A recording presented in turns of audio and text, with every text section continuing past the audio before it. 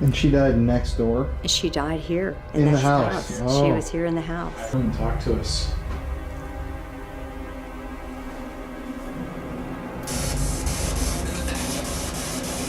I mean, think about that. Oh! I know, dude. What? Dude.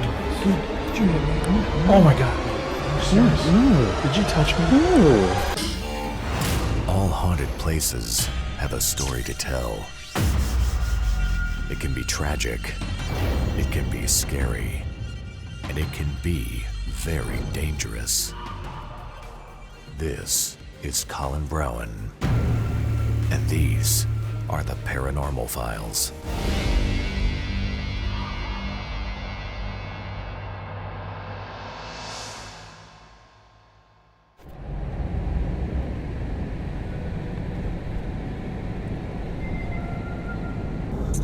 So, we just got to Guthrie, Oklahoma. This place is known as one of the most haunted towns in the state due to a very colorful history. Guthrie also is home to a very large, very famous Masonic temple of the Freemasons. So they were doing their ceremonies and their magic and whatnot there. But tonight, we have a very, very special investigation at the most haunted, supposedly, location in Oklahoma, rated by lots of different groups and paranormal investigators. The Guthrie House. Alright. The Guthrie. The Guthrie House? What is that? Was I thinking? Where'd that come from? What the fuck? Tonight we are going to be at the Stone Lion Inn. I'm not going to give you guys a lot of context before we get there, but we're about to arrive in 5 minutes. We've been driving all day from White Rock Lake in Dallas. Beard's growing out. Hair's kind of parted on one side today randomly. Yeah, mine too. Yeah. What the f*** is that?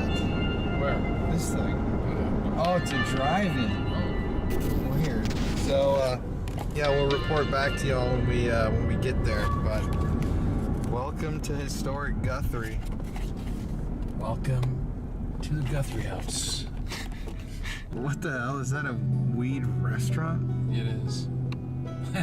I don't think that's meant to look like weed, but I think it's a cactus.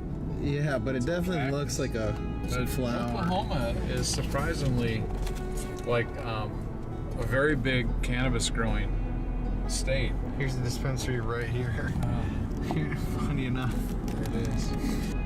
And as the owner of Stone Lion Inn was telling me, just kind of jokingly, she said, "So Jeff, let me ask you something. Do you have any pain?" And I'm like, "Well, no, I'm just, yes or no. Do you have any pain?" "Well, I guess yes." "Okay, you get your marijuana card." It's kind of like that easy. So it's just like any kind of pain. You know, my back hurts, I got headaches. Dude, I got a really bad headache right now. Are you serious? You douchebag.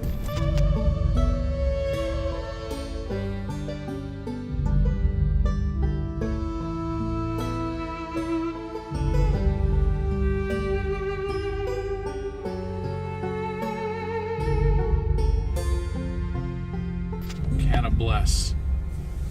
There you go. Dude, this is a cannabis town right here. Here we are. You know what it kind of reminds me of? What? It reminds me of the area of the Villisca axe murder. I can see that. You see that? Mm-hmm. Down here is what it kind of reminds me of. Yeah, this is creepy. There it is. It's much bigger than I thought. Yeah. You know? Wow. That definitely looks like a haunted house. It does. If you were to ask me. Here. Just looking. Oh, look, you can go way up on top. Look at that. It's kind of like the old days if you're by the coast where you have the sea captain's house. It does have a New England style look to it. I wonder what the background is on it. There's the lions. I wonder where we should go in. Should we go in here? There we are. Strange double shot right there. Hmm? Oh. Doing sound check. Check. 1, 2. Where's the drone? Oh, there we go. go. Hi. I'm Becky Luker. I'm the owner of the house, and you are? Colin. Glad to meet you, Colin. Jeff. And Jeff. Nice to meet We've you. talked so many times on the phone. Come in. Come in. All right. Do you know why we have two doors here? No. Well, a lot of people think this is like an entryway or a mud room or something, but it's not. In Victorian times, the lady of the house, in the morning when she was ready, she would come and open this door. It has a curtain on it, so that people passing by in their carriage or their little electric car could see that the door was open. That door will not have a curtain on it, and that's so you can see if this one does. So if this door is open, it means we are receiving guests. But if this door is closed, they can see it from the street, and you don't even knock them on the door. It would be a breach of etiquette. And that's Victorian etiquette. I did not Okay. know that. Yeah. Wow. Come on in. What a beautiful, beautiful house. Thank you. Thank you. I bought this in 1986, and I came over here from Santa Fe, New Mexico. And my intention was just to buy this house and turn it into a bed and breakfast. But I didn't know it was going to be the first bed and breakfast. You should never be the first one on the block to do anything. It's not a good business plan. So when I've told people what I was doing, they thought I was opening up a house of ill repute. They thought it was bed and breakfast. And I was opening up a whorehouse. So it took a little while to get over that. But we opened it about 7 weeks after I bought it, after we put in 8 bathrooms and did a complete remodeling, and opened it as the first bed and breakfast in Oklahoma. Wow. And it wasn't until shortly after that I began thinking, this house has issues. So Shall people I? actually thought you were opening a brothel. They did think I was opening a brothel. This used to be the territorial capital. Guthrie was the territorial capital of Oklahoma, and it was the state capital. Well, I used to be a school teacher, and if you teach high school, you got to throw in some sex or they won't listen to you. What do towns have in common that have either a state government or a federal government, and towns that have a military base? What is the common denominator? Loneliness. It's a hotbed for prostitution. Yeah. Yes. So if you go to towns that have a military base or capital, there'll usually be one street along the way which is going to have like a bar, a liquor store, a pawn shop, and a massage parlor. All the way out to the base and all the way back. Same is true of cities that have a state capital. Lots of prostitution. Kind of like Austin, where I'm from. Yes, exactly. So this room was the Houghton's living room, but it was also their library. And we have leaded glass here on the bottom shelf. Before we go into it, can I have you explain who the family was? Yes. This house was built by F.E. Houghton, who came with the land rush of 1889. And he and his first wife built a house that used to be on the east side of this one. And they moved in and had 4 children, and she died. And his second wife had 2 more children while they were living next door. In the meantime, he had amassed a huge fortune in the Oklahoma Territory. He had the very first cotton gin. He was the founder of Cotton Oil Company. He had 3 mercantile stores, 8 grocery stores, and the first car dealership. So he was wealthy. Wow. And in 1906, they ran out of room with those 6 children, and they commissioned this house to be built. And it was built by the same gentleman who was here building the Carnegie Library. So it's well constructed, well engineered. It was started in 1906. It was completed in 1907. They moved in and had 6 more children. Wow. And all of those children survived except for a little boy who was died early on in his probably infancy. I don't know anything about him. But there was a little girl, and her name was Irene. She was born next door. When they moved in here in 1907, she was 7 years old, and she contracted whooping cough. And what I've been told is that probably the maid over-medicated her and she died. At the turn of the century, they were using opium and codeine and cough syrups, and many children died as a result. And she died next door? And she died here. In the this house? Oh. She was here in the house, yeah, Irene. Yeah. She's the little girl who haunts our house. But there may be others, because this used to be a mortuary. So let me show you the next little item.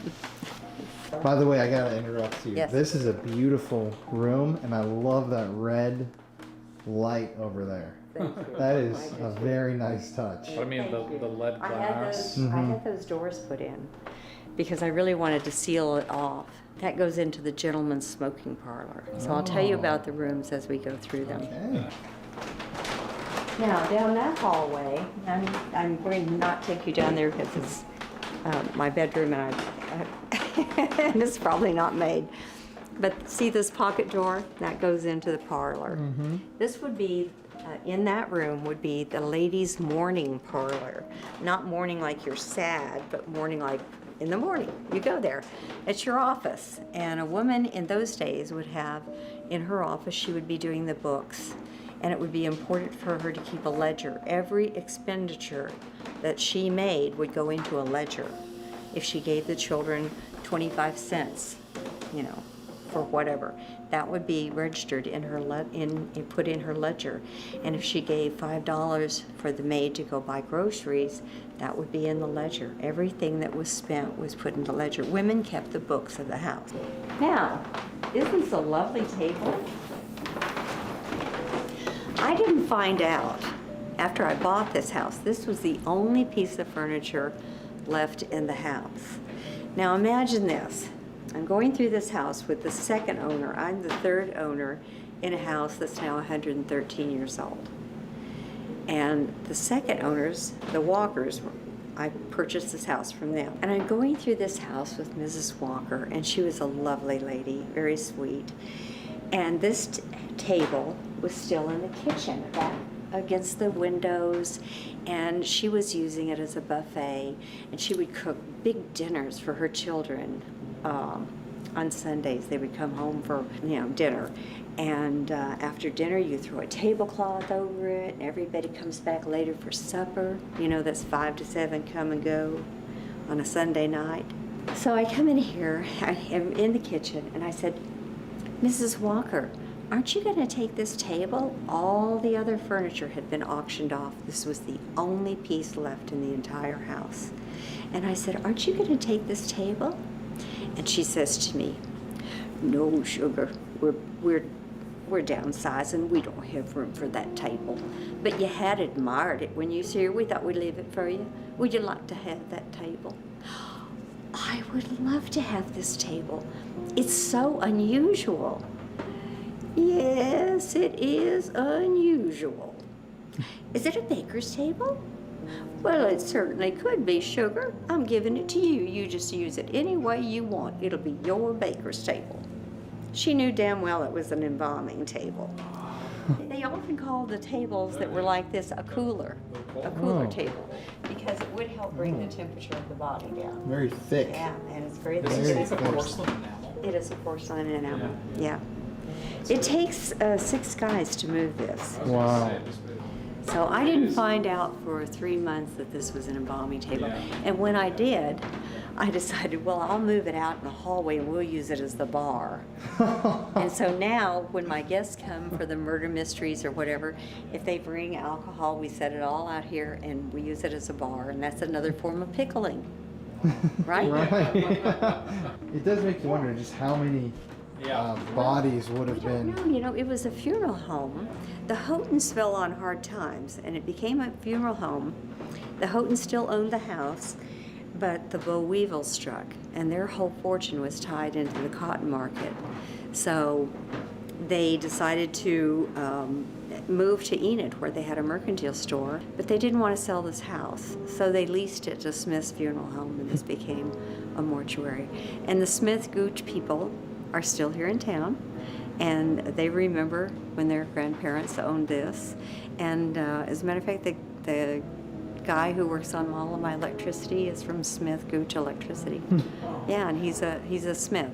So it's from the same family. Wow. So they're still here, still around. This is our dining room, and we can seat 18 if they're intimate, 24 if they're just kinky. So we usually, if we have to, we seat 24. And we can sleep in the house 13. Wow. So lots of people just come and do the murder mysteries or whatever we're doing. This room, which my son is using as his office right now, is a gentleman's smoking parlor. But this room would be used, the gentleman of the house would have a big couch in here, probably leather, and a couple of leather chairs. He'd light a fire in the fireplace, and that's a Baptist bar. It has a lock on it, and if the Baptist minister is coming, it would have a curtain across there, and you would close it so they couldn't see it. Really? Well, if the Catholic priest is coming, you open it up. For sure, I grew up For sure. Catholic. Yeah. My mother played duplicate bridge. You know, very, very seriously. She's a master, and she's 94. Oh. But growing up, I went to parochial school, Uh-huh. and the priests would come to our house to play duplicate bridge, and it'd be Monsignor, and and they were drinking and smoking and swearing, and I was like in grade school. I mean, and I was afraid of them because I had to do. I was an altar. All gonna go to hell. I was an altar. Yeah, I'm an altar boy going to school. I'm an altar boy. And Monsignor is Monsignor swearing and is- smoking, drinking whiskey. I'm like, oh my God. That's the Catholics. Is there access to the basement? Oh yes, Can we go there next? we can if you just won't shame me for having such Oh, a. no. This was, I told you I moved back here in No. January, and I brought all this No, stuff. that's not even. Ounce. Well, we it's a filmed mess, in but we're gonna go derelict down mental asylums. Yeah. This is nothing. I'm gonna go down and turn off that fan because it's so noisy.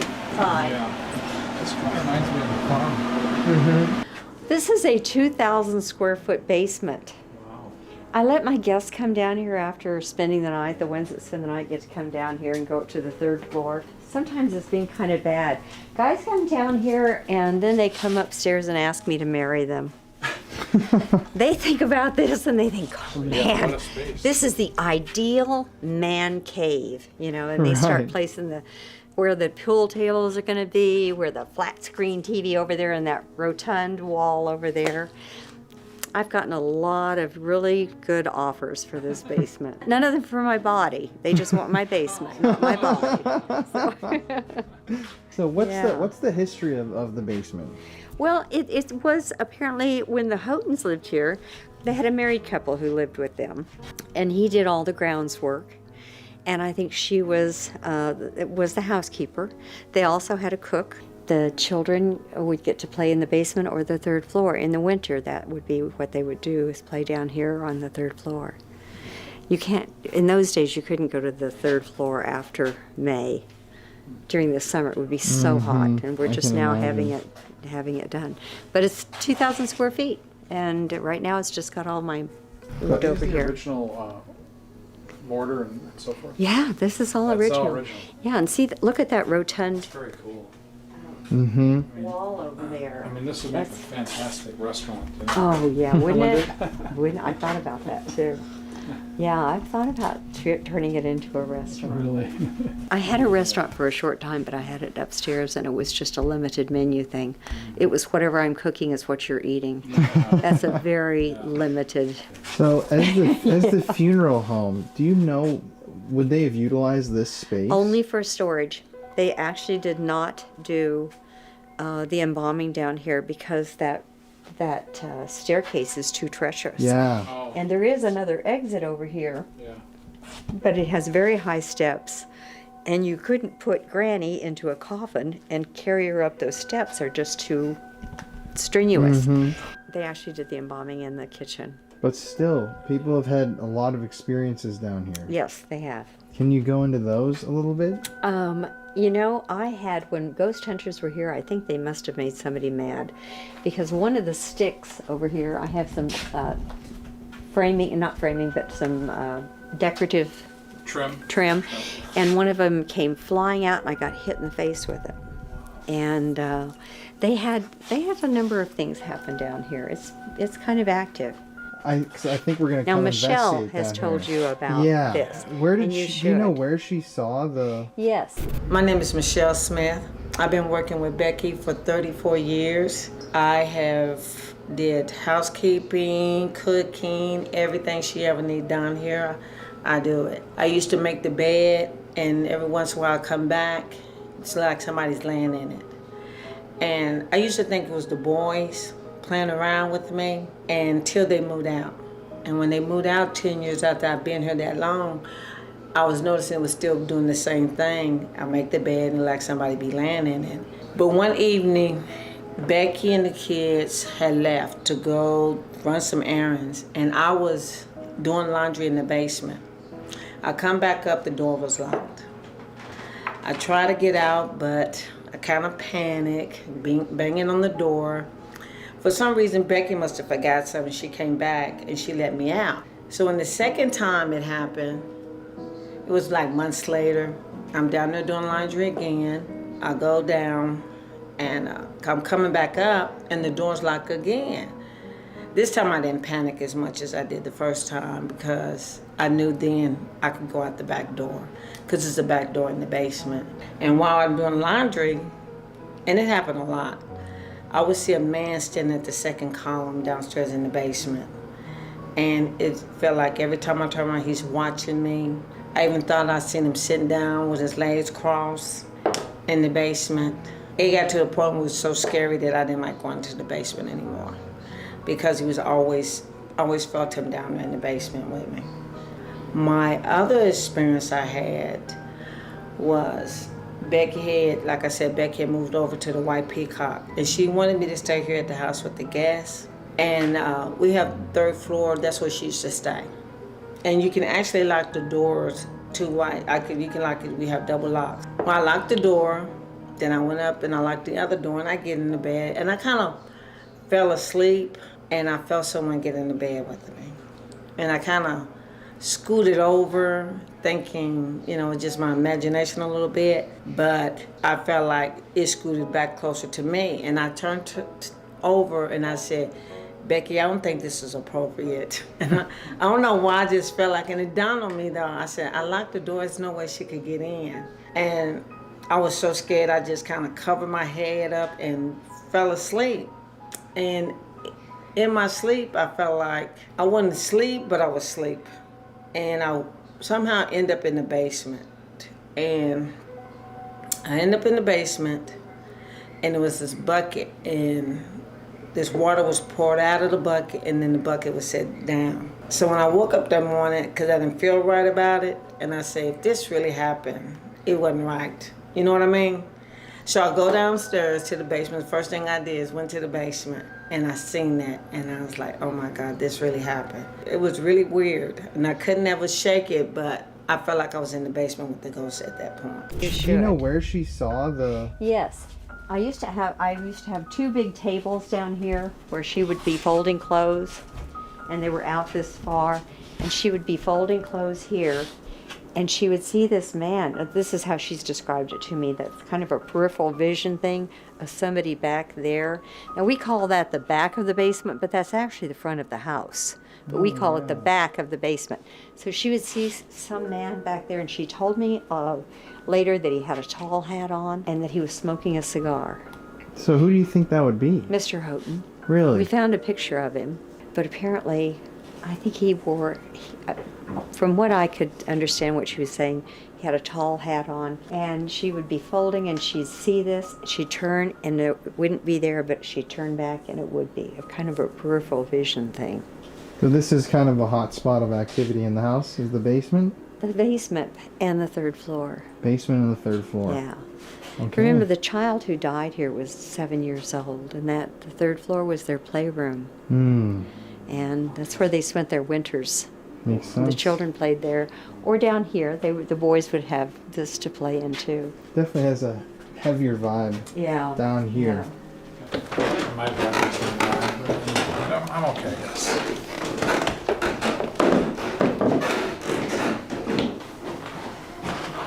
This is the master bedroom. Mr. Houghton and Mrs. Houghton's master bedroom. And they had a private little bathroom here. And this room, which would have ordinarily been a lady's dressing room, Mrs. Houghton used it as her nursery. And she kept the kids a little longer than most. She kept them until they were 5. So the last child she had was, I think, Russell. I met him, and so he told me that it was around Thanksgiving time, and they had plucked a lot of turkeys before Thanksgiving, and they'd sewn all of those feathers into a shirt and to make wings. And then they put it on Russell, and when he came out, they said, "Come on, Russell, jump off the balcony, you're gonna fly." And they pushed him. He didn't fly. He broke his arm. Oh. Yeah. That's good. He didn't die. Yeah, thank God he didn't die. But yeah, she kept him a little bit longer than most people would. Most people would keep them in the nursery till they were about 2. Right. Yeah. She kept them till they were 5, but you can understand why now. You didn't want to loot. You didn't want to release them to general population too soon. You're trying to keep them alive. 5. Yeah. Then you got to fend for yourself, kid. So, what would be the activity hotspots on this floor? Where's the most frequently? Well, this was the room that when ghost hunters were here, we saw the shadow coming across, and it came right there. And we were all standing here, and it just kind of looked at. It looked like it had a face, and it just said, "Grant, get out." And it was a real deep, heavy voice, and then it just disappeared. It was really freaky. I mean, they were freaked, I was freaked, but we had no cameras. This was the first I'm walkthrough. feeling again the same way I felt when the lights went off. Mm-hmm. Here. And now I'll tell you a ghost story out here in the hallway. My other experience, I was cleaning the bathroom in the wedding suite, and all of a sudden this dress just walked past me. And I was like, oh my God, how am I gonna get out this room? Because I got kind of really scared. I was in the kitchen preparing food. I was chopping vegetables, getting ready for the night. Earlier that day, before I was chopping the food, I kept hearing a lot of walking. I would blast the TV so I could tone down the sound of the house. And I just kept hearing it more and more, and I said, that's kind of odd. This house kind of seemed to be very busy. So I came down to chop my vegetable because I felt like the house was just too busy. In the process of me chopping vegetables, I started hearing doors slam. So I first heard the first door slam, and I said, oh, that's odd. Because you need to understand, I lock the door when I'm here in the house by myself. Because I need to feel, I can't tell when the door's unlocked, I can't tell if a real person's in the house or not. Because that's how real the walking is to me. And I was like, well, I know ain't nobody upstairs. I kept on chopping. Then I heard another door shut. I was like, God, somebody really must be upstairs. And by this time, almost every one of the doors just starts shutting, like just shut. So at that point, I pulled the table towards the back door. I was chopping, and Becky come in. She said, what are you doing? I said, your house is really acting strange. Doors are steady slamming, and I'm not going back up there for a while. But I had quite a bit different experience in this house. Like in the kitchen, sometimes I'd be in the kitchen by the stove, and I can hear somebody throw a fork or a knife into the sink, and won't nobody be in there but me.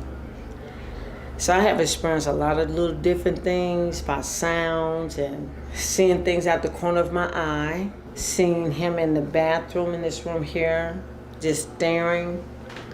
One time I was upstairs and I was coming out of the wedding suite.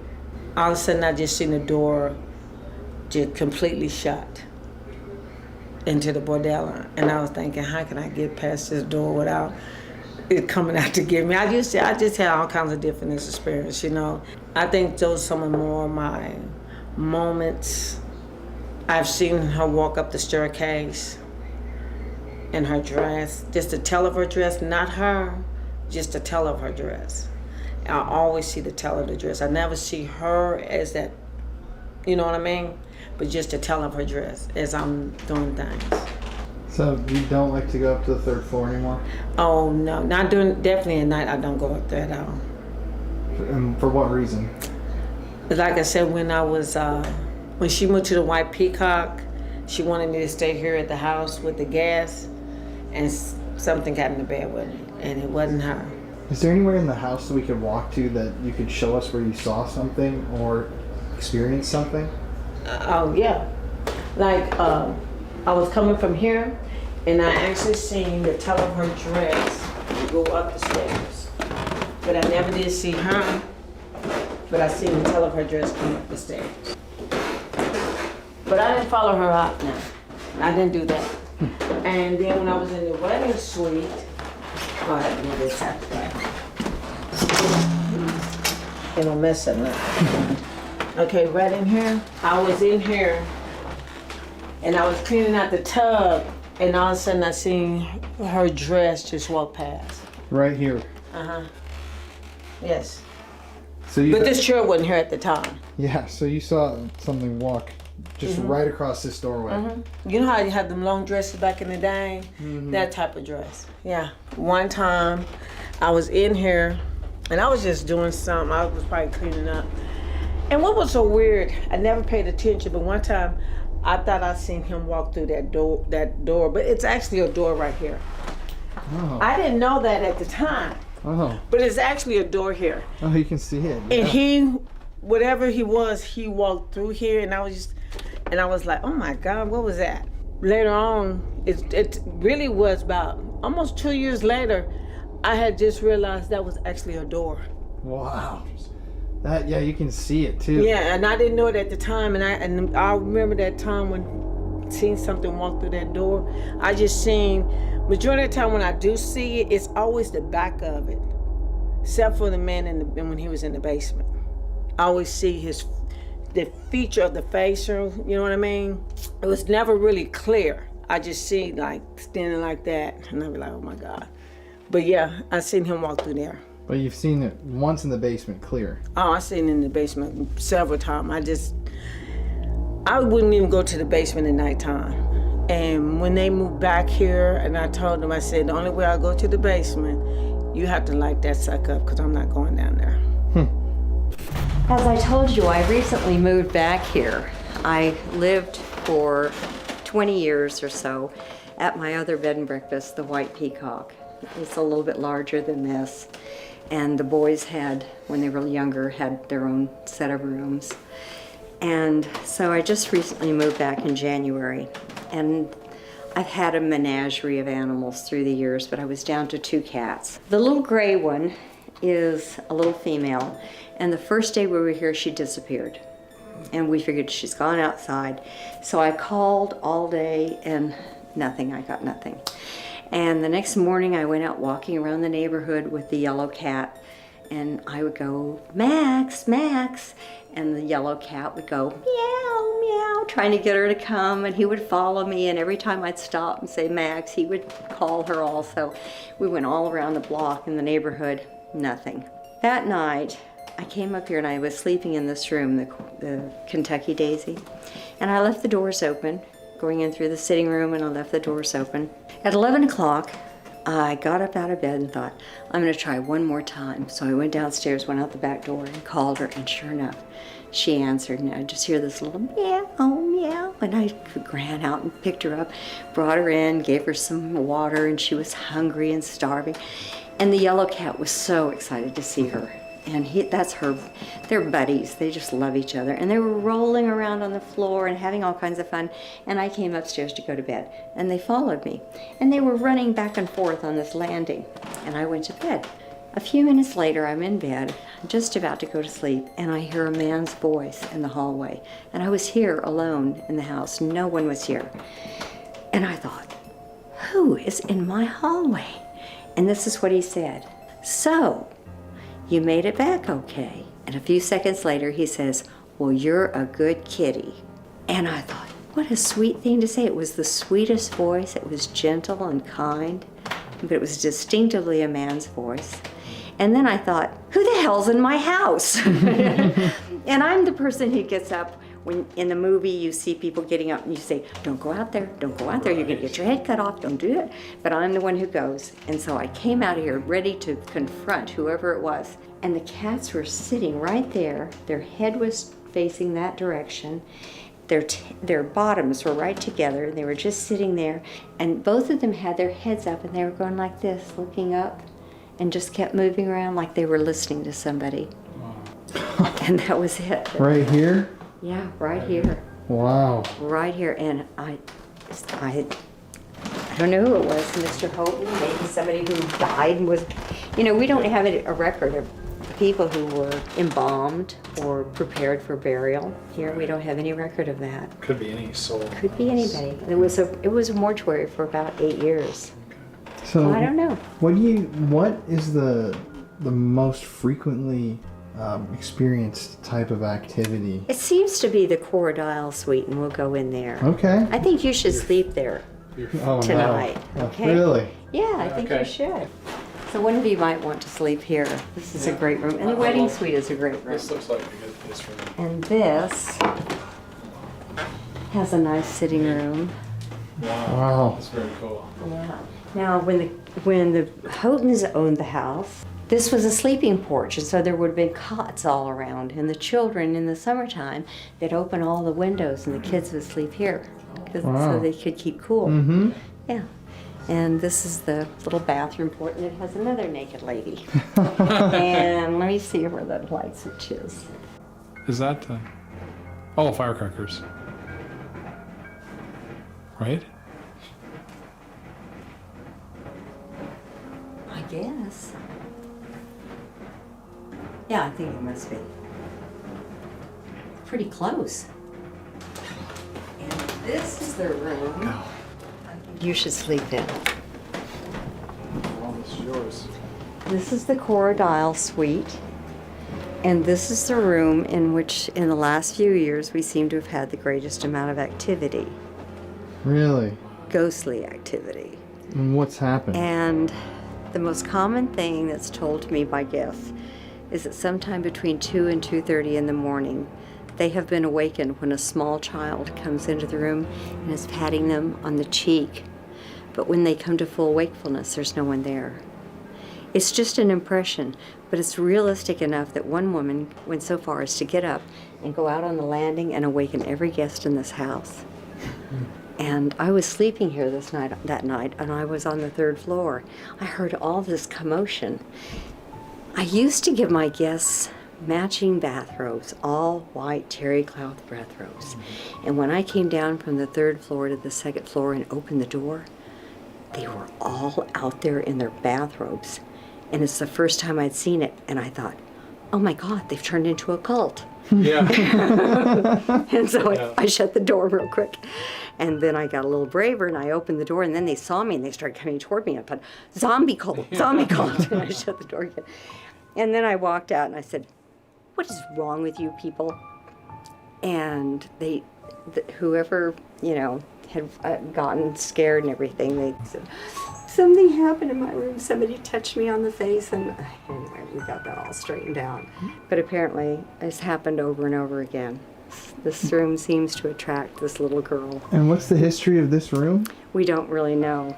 Really? We don't know really what room she died in or anything. We just know that these were the children's rooms.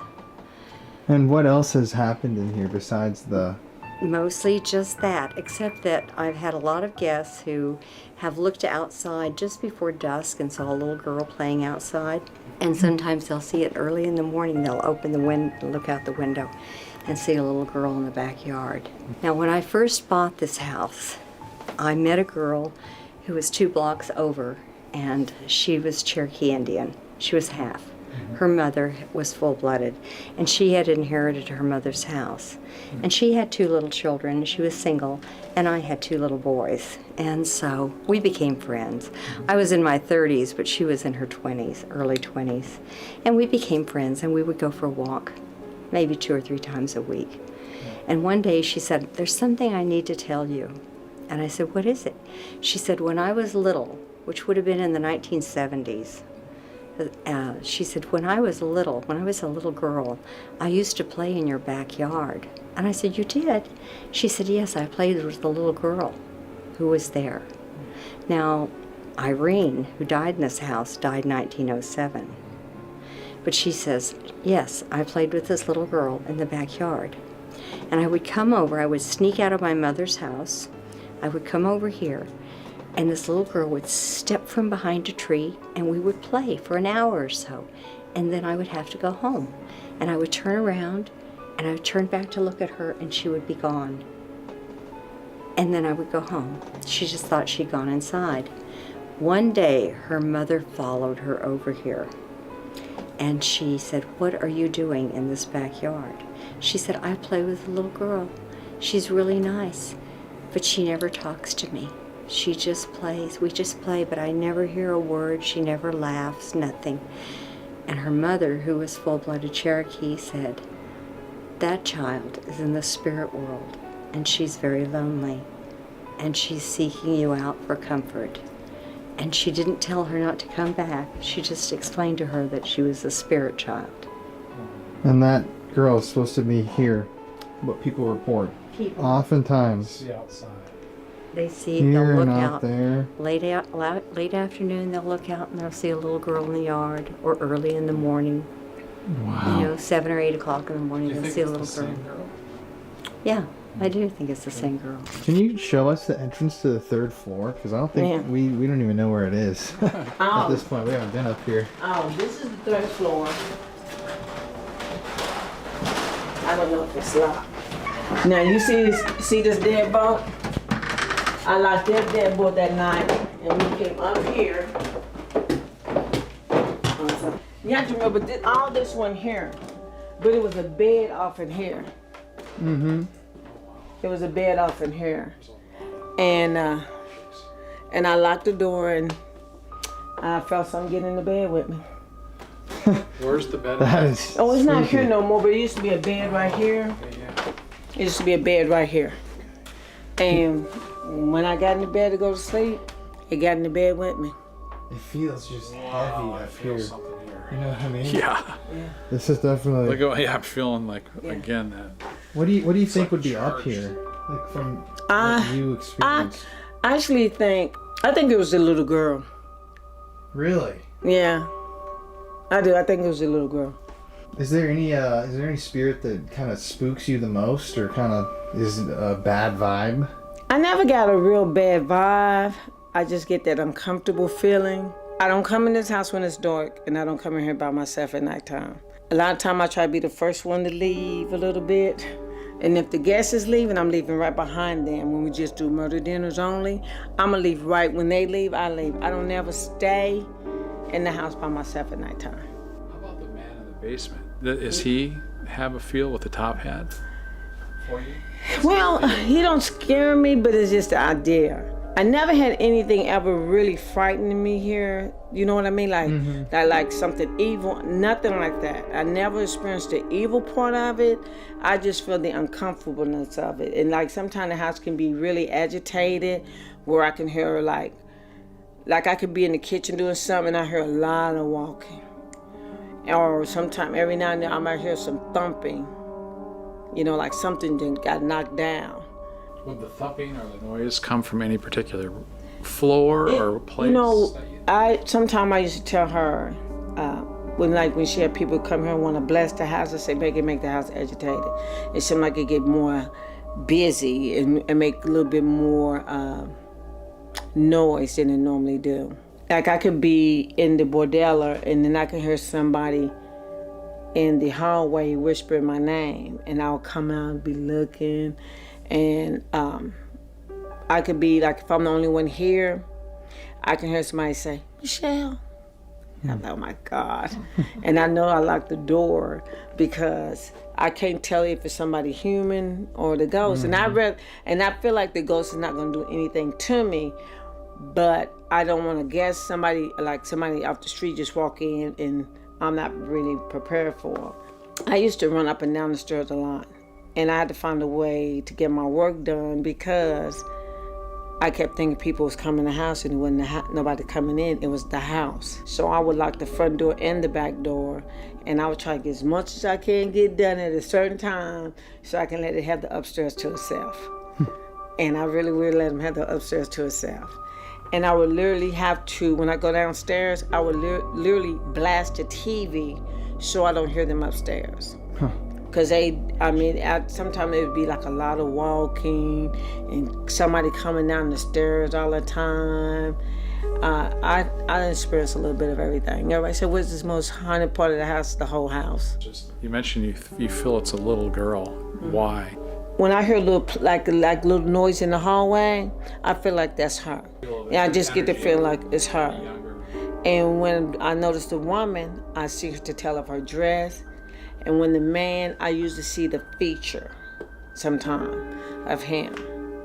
I don't see him all the time, except for when in the basement. The basement is more the places I see him at the most, or in the parlor bedroom downstairs. I seen him a couple of times in there. And so you wouldn't spend the night in here alone in the dark? No. I don't even think I want to stay here if she was here. I wouldn't want to stay here. Oh, that's perfect. She don't even ask me the house is.